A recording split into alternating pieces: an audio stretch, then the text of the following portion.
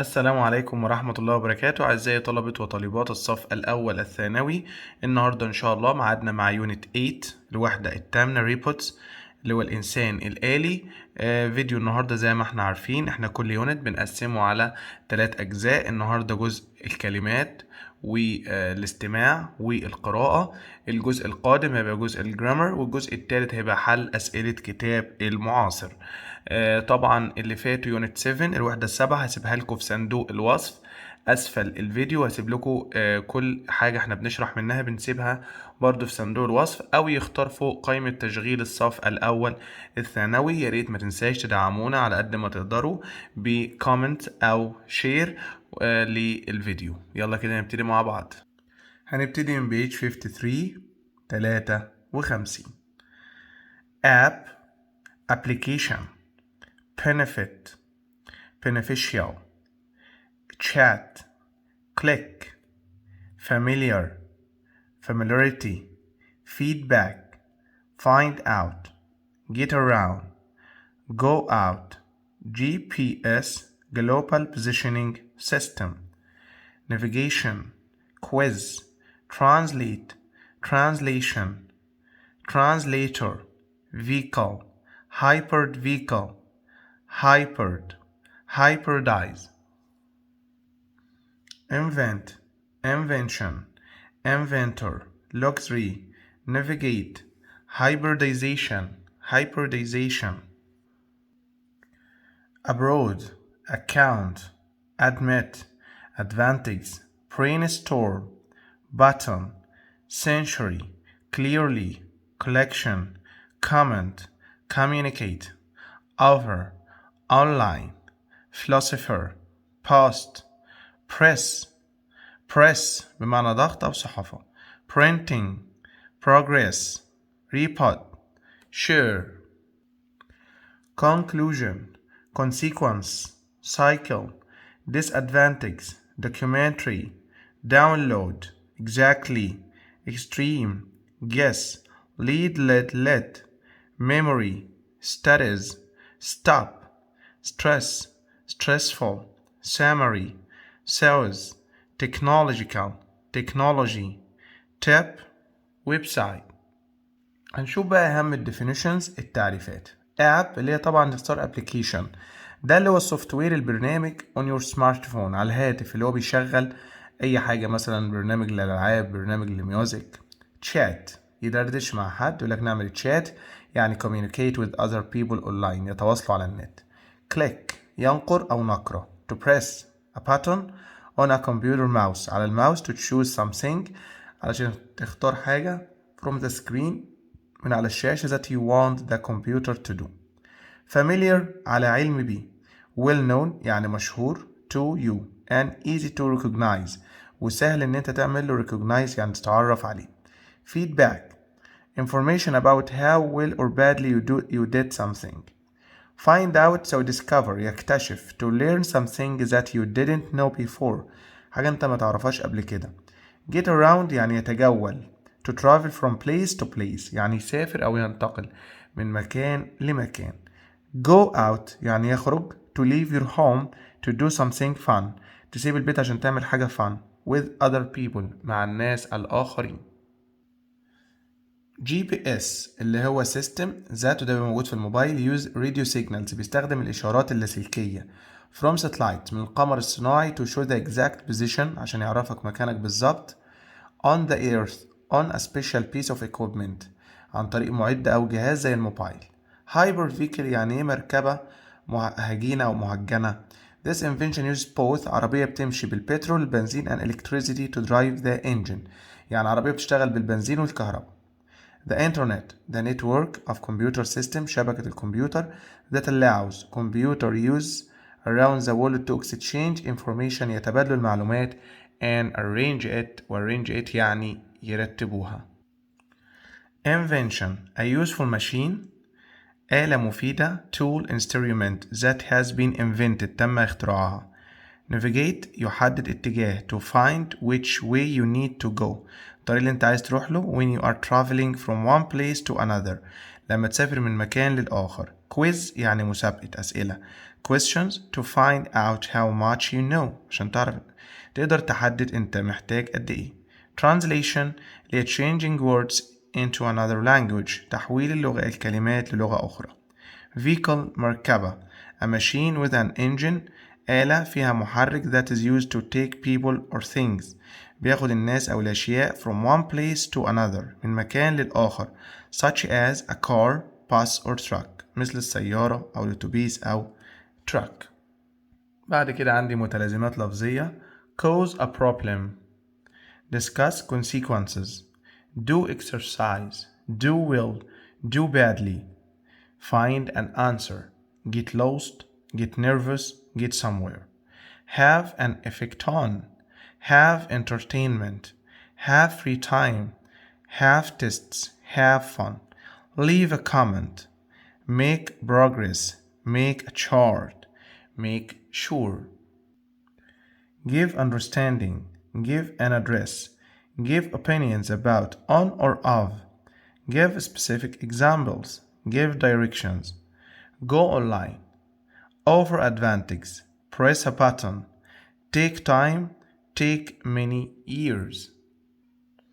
B 56 synonyms المترادفات advantage المعنى المرادف ليها merits upsides consequence results effects extreme severe exaggerated extreme radical fanatic familiar common known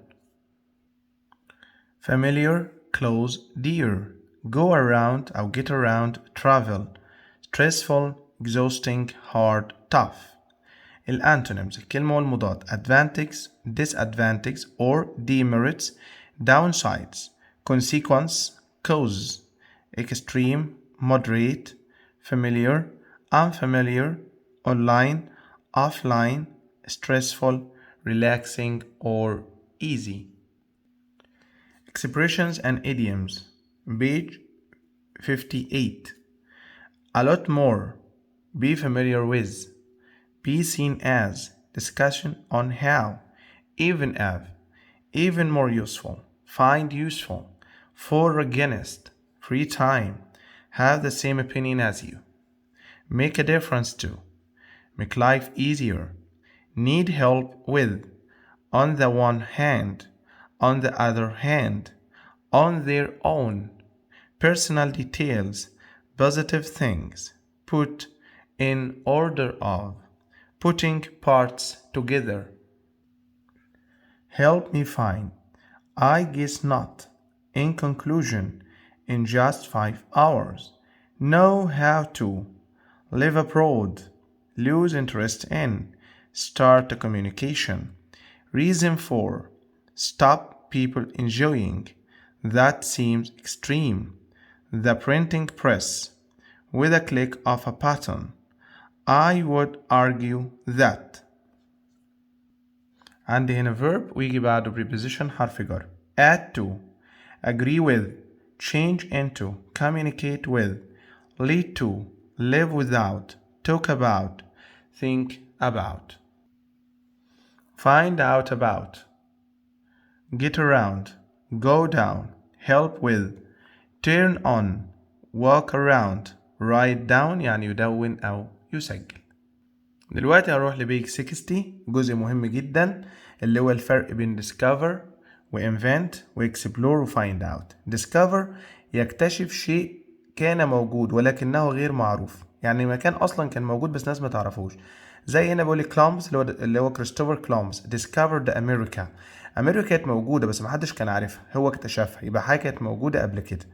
invent لا شيء لم يكن موجودا من قبل ابتكار بقى. Do you know who invented smartphones؟ انت عارف مين اللي اخترع السمارت فون؟ ما كانش فيه سمارت فون قبل كده. discover a medicine discover the femtosecond بس ناخد بالنا ان كلمة دواء وكلمة فيمتوثانية هما الاتنين بياخدوا discover. explore يستكشف شيء او مكان غريب ويعرف شيء عنه. I want to explore that forest انا عايز اعمل استكشاف للغابة دي. I need more time to explore this plan علشان استكشف هذه الخطة. find out يكتشف صدفة أو ما كانش قصده While I was watering the plants in the garden وأنا بروي النباتات في الحديقة I found out that there was a rabbit hole. rabbit hole يعني حجرة بتاعت أرنب. طبعا ده by luck يعني بالصدفة أنا ما كنتش مرتب لكده. دلوقتي هنشوف الفرق بين translate و interpret. translate يترجم كلام مكتوب أو شفوي. I have translated a lot of film scripts اللي هو النصوص بتاع الأفلام into Arabic. كلام مكتوب وترجمناه translate. interpret لا بعد اللي هو الترجمة الفورية. دكتور عمرو interprets the coach's instructions بيترجم تعليمات المدرب to the players للاعبين لازم يترجم direct مباشر. الفرق بين داونلود وابلود هما يعتبر داونلود وابلود عكس بعض. داونلود يعني انت تنزل من على من على النت انت تنزل حاجه عندك على الموبايل. ابلود هي عندك وانت ترفعها. I downloaded some books about farming. انا حملت بعض الكتب عن الزراعه يعني معنى كده ان هي كانت على النت ونزلت عندك على الجهاز. نيجي بقى لداونلود كنون ملف منزل من على الانترنت وابلود ملف مرفوع على الانترنت يعني تنفع فعل واسم هما الاتنين. She keeps her downloads in this folder. هي شالت الداونلودز بتاعتها كلها في this folder. يبقى كلمة داونلود تنفع بمعنى يحمل أو ملف متحمل. داونلود from ينزل من. داونلود to أو into ينزل إلى. upload to يعني يرفع الحاجة على الجهاز أو على حاجة معينة. بعد كده عندي جزء بيدي توضيح أكتر لمجموعة الكلمات المهمة. app هي اختصار application. تستخدم كلمة app كاختصار application فقط عندما تعني تطبيق أو برنامج إلكتروني. app application تطبيق إلكتروني على الهاتف الذكي. modern mobiles have a lot of apps. الموبايلات الحديثة فيها apps يعني applications تطبيقات. بعد كده عندي كلمة application اللي هو طلب التحاق بوظيفة. The company received hundreds of applications for the job. هنا ما ينفعش نختصرها ونقول app لأن هنا معناها طلب التحاق. application تنفع تاني معنى تطبيق عملي تنفيذ لفكرة. The application of this plan needs enough time. محتاجة وقت برضو ما ينفعش أقول app. apply for و apply to يتقدم لوظيفة. I want to apply for this job. apply كفعل بمعنى يطبق فكرة أو ينفذ. It isn't easy to apply this idea. مش سهل تطبق الفكرة دي because it costs too much money. لأنها محتاجة فلوس. apply to ينطبق على. school rules apply to all students. قواعد المدرسة تنطبق على جميع الطلاب مفيش أي استثناء. بعد كده عندي كلمة chat. chat بتاخد with أو to أو about كفعل. يتسامر يعني يحكي يعني مع شخص بشكل ودي. رقية has been chatting with her friends for 2 hours لساعتين. The 2 men chatted about تكلموا عن their childhood memories ذكريات الطفولة. chat with to about كverb يدردش يتحدث مع شخص عبر الإنترنت. You waste too much time chatting with your friends. chat with to about كنون بمعنى دردشة. أيمن هذا short chat with أشرف. يبقى chat معنى يدردش أو دردشة. في بقى بعض التعبيرات مع chat. have a chat يعني يدردش. call in for a chat يعني يتصل عشان يدردش معاه. a little أو a brief chat اختصار دردشة قصيرة. an online chat يعني دردشة على الإنترنت. بعد كده عندي كلمة click. click on verb ينقر أو يحدث صوت طقطقة. if you click twice on a file لو ضغطت مرتين or a folder it opens. click كنون نقر على الماوس أو أي زر. you can open a file or folder with a double click. click كنون when I heard the click of the lock لما سمعت صوت الغلق I know that the door was locked عرفت إن الباب اتقفل. في بقى تعبيرات at the click of a mouse بسرعة وفي غمضة عين.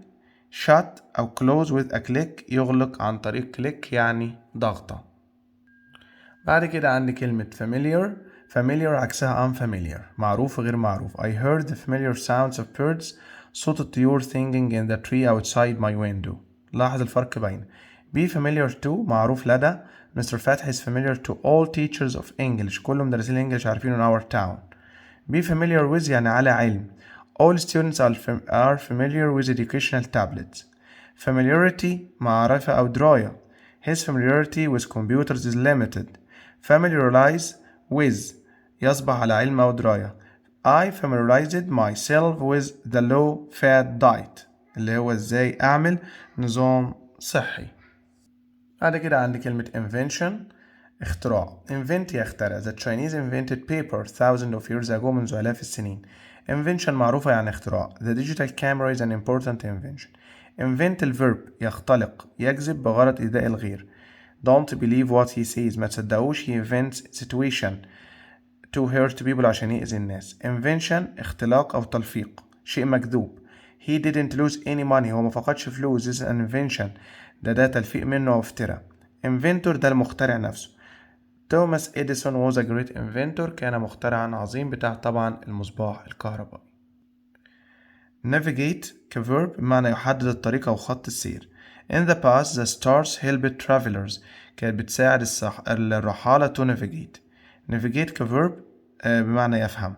this guide will help you to navigate the subject. navigate كverb بمعنى برضو تساوي sail بمعنى يبحر. the waves were high and it was difficult to navigate ومكناش عارفين نبحر. navigation الملاحة السفر في البحر. navigation needs a lot of experience محتاجة خبرة و patience صبر. sat nav تساوي satellite navigation اللي هو جهاز التجول بالقمر أو التجوال بالقمر الصناعي. this car has satellite navigation. navigator اللي هو الضابط نفسه بتاع الملاحة والملاح وربان السفينة والبحار. he is a clever navigator who never get lost عمره ما ضل الطريق. بعد كده عندي كلمة share كفعل بمعنى يتشارك أو يتقاسم. My sister and I shared the meal تقاسمنا الوجبة. علي shares a room تقاسمنا الأوضة with عمر. آية never shares her tablet عمرها ما سمحت تدي تابلت بتاعها لحد. لاحظ ما يلي. share with يعني يتقاسم مع. I shared that opinion with May تشاركنا في الرأي. share in يتشارك فيه. when he married لما هو تزوج we all shared in his happiness احنا تشاركنا معاه في الهابينس يعني شاركناه فرحته وسعادته. link to or with love and respect link me to or with my friends. الحب والاحترام يربطني بأصدقائي. this road links أسوان to الأقصر بيربط من الأقصر لأسوان. link together يربط معا. love and respect links my friend and me together.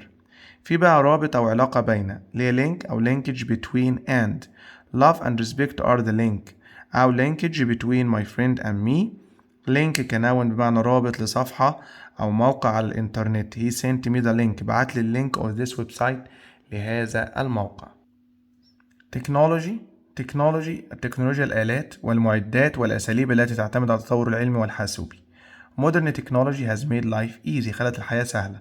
لاحظ أن كلمة technology uncountable لا تعد لكن يمكن استخدام a piece of or pieces of قبلها كلفظ تجزئة. The smartphone is a piece of technology. The smartphone and GPS are pieces of technology. لاحظ التعبيرات والمتلازمات اللفظية التالية. information technology اللي هي تكنولوجيا المعلومات IT. advanced technology المتطورة. digital technology الرقمية. advances أو developments in technology اللي هو تطور التكنولوجي. آخر حاجة بيقول لي technologist اللي هو أخصائي وخبير تكنولوجيا. in our school مستر محمد عمر is a real technologist خبير تكنولوجي. technological دي الصفة متعلق بالتكنولوجيا. life has become faster thanks to بفضل technological development التطورات التكنولوجية. أول درس استماع معانا page 66 أحمد بيكلم مصطفى. well the reason that we have the internet السبب إن إحنا عندنا الإنترنت is so that people لأن الناس in different countries can talk to each other يتكلموا مع بعض very easily بسهولة and get answers ويحصلوا على إجابات to their questions لأسئلتهم very quickly يعني بسرعة. although بالرغم من we need this fast and easy communication إن إحنا محتاجين السرعة دي it can lead to problems إلا إن برضو التكنولوجيا لها مشاكل. if people spend too much time لو قضينا وقت كبير online and don't work وما اهتمناش بالعمل or study أو بالمذاكرة يبقى هيضيع العمل والمذاكرة enough بطريقة كبيرة. I wouldn't say that the internet has caused a lot of problems هذا لا يمنع أن الإنترنت سبب مشاكل كتيرة but I think it has caused some لكن سبب البعض. مصطفى رد قال له the problem with the internet المشكلة في النت is that it makes people feel like they aren't good enough أما يشعروا إن هما مش جيدين. if you go online على سبيل المثال لو أنت دخلت على الإنترنت you can see all these photos of beautiful people and luxury هتشوف ناس عندها رفاهية يعني مثلا واحد عنده عربية واحد عنده فيلا holidays and you think why isn't my life like that وتبدأ تسأل نفسك أسئلة هو أنا ليه حياتي مش زيه. this makes some people really unhappy وده يخليك مش سعيد. Perhaps we should all concentrate on our own lives. لازم نركز على حياتنا and our own friends وأصدقائنا not use the internet anymore. دي من أهم مشاكل التكنولوجي. الدرس اللي بعده عندنا واحدة اسمها أمال بتكلم هانا.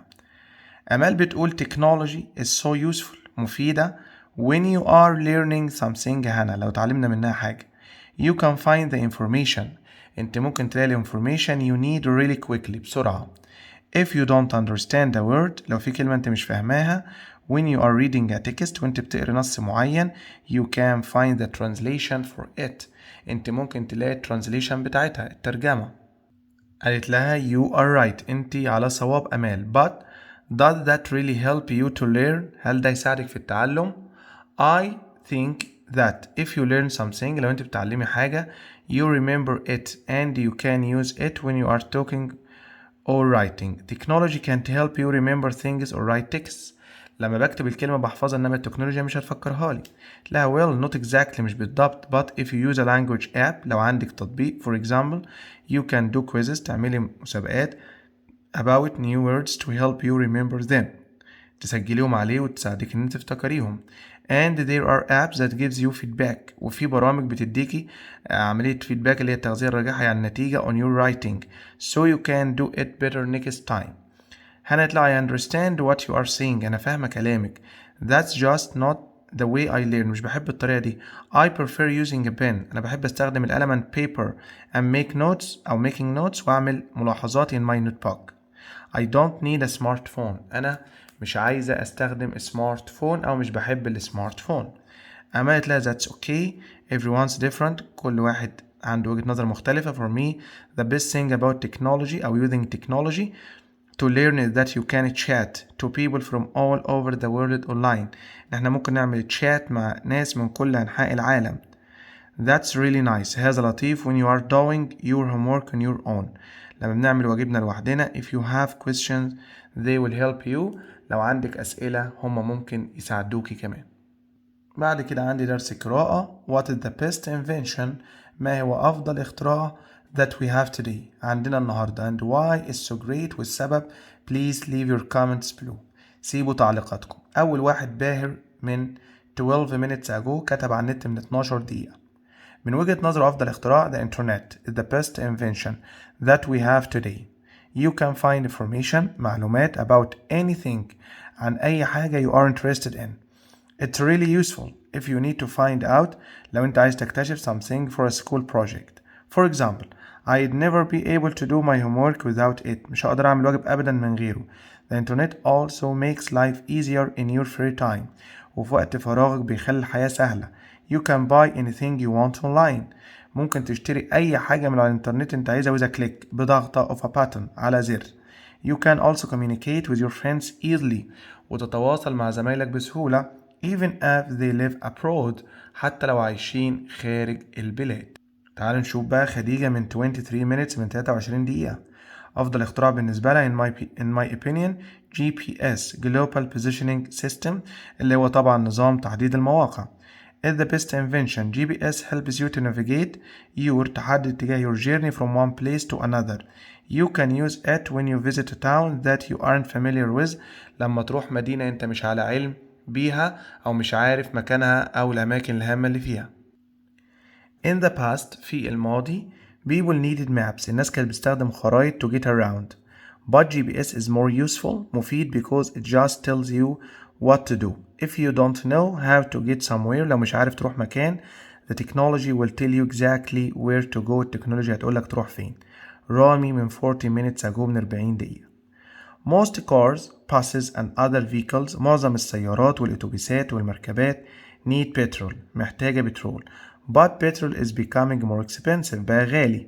What would we do if we didn't have petrol لو مفيش بنزين؟ Fortunately لحسن الحظ we now have hybrid vehicles سيارة مهجنة.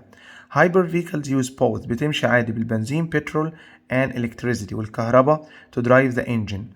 For this reason the vehicles use a lot less petrol. البترول هيقل استخدامه. There are also cars that are only electric وفي سيارات هتبقى كهربائية فقط. At the moment في هذه اللحظة they can't go long distance مش بتقدر تمشي مسافات طويلة although they are useful to travel short distance حلوة في المسافات القصيرة like to school مثل المدرسة or to the shops أو المحلات. يبقى التلات وحد اختار الانترنت وحد اختار الجي بي اس ورامي آخر حاجة اختار الهايبر فيكلز اللي هي السيارات المهجنة اللي بتمشي بالبترول وبتمشي بالإلكتريسيتي بالكهرباء. بعد كده هنا بيقول لي match the people to the invention الناس والاختراعات. مروان بيقول I love riding on my bicycle بحب أركب دراجتي but I don't have much time ما عنديش وقت and need to get to place quickly ومحتاج أروح لأماكن بسرعة. نادي I am really busy and I love cooking أنا على طول مشغولة وبحب الكوكينج but I also have a terrible memory ذاكرتي سيئة forget to buy the things I need بنسى أشتري الحاجات اللي أنا محتاجها. منال I love traveling and discovering new cultures بحب أسافر وأستكشف ثقافات جديدة culture يعني ثقافة and meeting new people. That TL8 will help you communicate when you go abroad هيساعدك وانت في الخارج. Choose a language اختار اللغة and when you speak the translation will appear in your phone. منال ده application اسمه كده. The direct one is for people who like to travel on two wheels اللي حابب يسافر على حاجة فيها عجلتين. It connects to your bicycle بيتصل بالدراجة and gives you directions ويديك الاتجاهات as you cycle around town في مدينتك. You will never get lost on your bike again مروان عمرك ما هتتوه تاني يا مروان. تالت حاجة do you ever forget to buy things that you need بتنسى اللي انت محتاجه. The Fergie notes goes in your fridge and sends a shopping list to your phone. نادية ده اسم الابليكيشن ويبعت لك كل الشوبينج ليست اللي انت محتاجاها. بعد كده عندي page 69 Is technology always a good thing؟ هل التكنولوجيا دايما حاجة جيدة؟ This question has been asked for many years. اتسأل من سنين كتير but has anyone found an answer؟ هل حد له إجابة؟ On the one hand there are always dangers في مخاطر with new technology. More than 2000 years ago من أكتر من 2000 سنة a Greek philosopher فيلسوف يوناني called Socrates was worried that writing things down would stop students using their memories. In the 16th century, following the invention of printing press اللي هو طبعا الصحافة المطبوعة, a Swiss philosopher فيلسوف سويسري called Cornard Gessinger thought that books would give people too much information. قال إن الكتب دي هتدي الناس معلومات. And in the 20th century في القرن العشرين, many people thought that the radio إن الراديو would make it difficult for students to think about their studies هيخليهم ما يفتكروش اللي هم studies اللي هم بيدرسوه. On the other hand من ناحية أخرى technology usually offers some advantages لها مزايا. Books and writings are seen as positive things today حاجات إيجابية اليوم and most people think that their advantages are more important than any disadvantages أهم من أي عيوب. In conclusion تلخيصا أو خلاصة الكلام perhaps it takes many years before we can see clearly whether new technology is good or bad. شكلنا هنقعد فترات طويلة عشان نعرف هل التكنولوجي مفيدة ولا غير مفيدة. بعد كده عندنا دينا بتتكلم عن the advantages and disadvantages of technology مزايا وعيوب التكنولوجي. I like technology a lot بحب التكنولوجي and I use it every day بستخدمها كل يوم. It helps me find information بتساعدني في إيجاد المعلومات for my school work في العمل المدرسي and I can buy things easily online ممكن أشتري حاجات من على النت بسهولة. But technology isn't always a good thing مش دايما جيدة.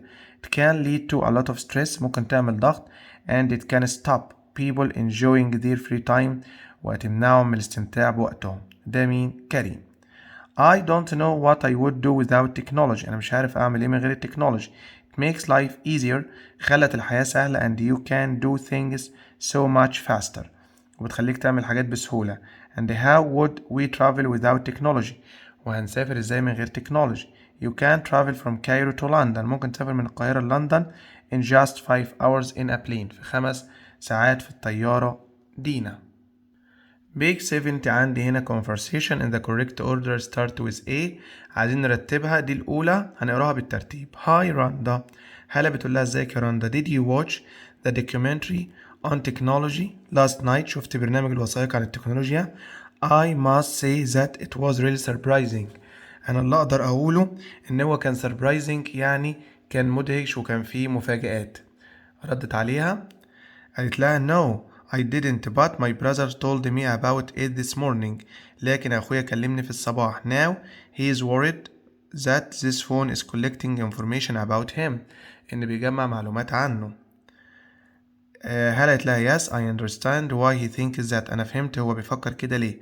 The documentary said البرنامج قال إن internet companies شركات الكمبيوتر are collecting information بتجمع معلومات about us عننا.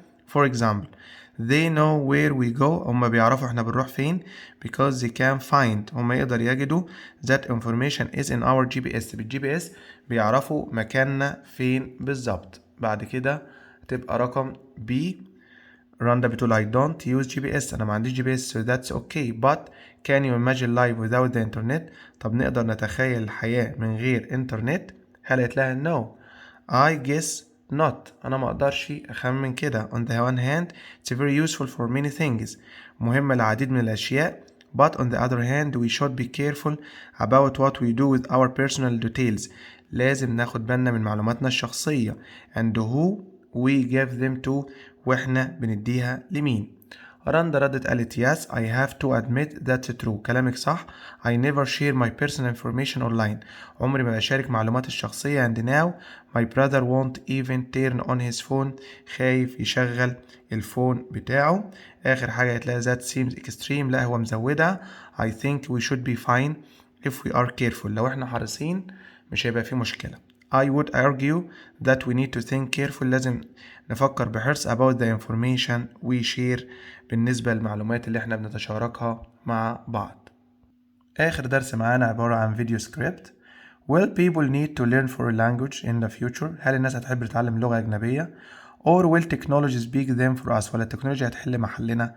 Some people think that if apps and translation software طالما في software continue to improve over the next 10 to 20 years على مدار 20 سنة وال10 سنين اللي جايين language lessons will become a thing of the past. اللغات هتصبح حاجة من الماضي. But can an app or a piece of software هل الاب او البرنامج really communicate like a person can زي الانسان الحقيقي؟ They can definitely translate words. ويقدر يترجم or even whole sentence او كل جملة from one language to another. يقدر يترجم ماشي but they can't smile. ما ينفعش يبتسم at the person you are talking to and show them that you really mean what you are saying. وطبعا صعب يوصلوا نفس المعنى اللي احنا عايزين نوصله. When you speak in a foreign language لما تتكلم لغة أجنبية you speak to another human being مع بشر and human beings find it difficult to become friends with smartphones or computers. والبشر مش هيصاحبوا تليفون أو كمبيوتر. We are programmed to prefer other human beings. That's why we can feel sure نقدر نتأكد that learning language still has a future. إن تعلم اللغات سيظل له مستقبل كبير وعظيم وما ينفعش اللغات تنتهي ولا دراسة اللغات تنتهي. وبكده نكون وصلنا لنهاية الفيديو. بعتذر عن أي خطأ أثناء الفيديو. إن شاء الله الفيديو القادم هنشرح فيه أسئلة الكتاب بالنسبة للكلمات والقواعد. وطبعا هنشرح في الأول القواعد وبعد كده الفيديو الثالث هنحل فيه الأسئلة الموجودة. اللي عنده أي استفسار يكلمني في الكومنتس. مع تمنياتي بدوام التوفيق والنجاح والسلام عليكم ورحمة الله وبركاته.